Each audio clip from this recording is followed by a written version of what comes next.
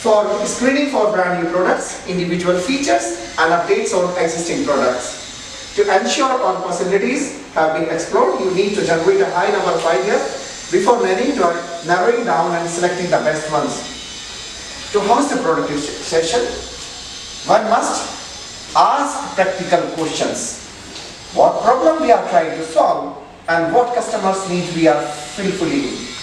And second one, encourage free discussion and creativity, because free discussion and creativity brings up new screening thought processes. Each and every individual has its own thought processes, and according to that, the screening of idea becomes easier.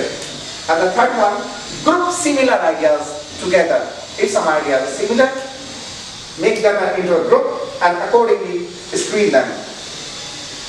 Second one, establish your screening criteria according to the market saturation, audience impact, brand fit, feasibility and ROI, that is return on investment, scalability.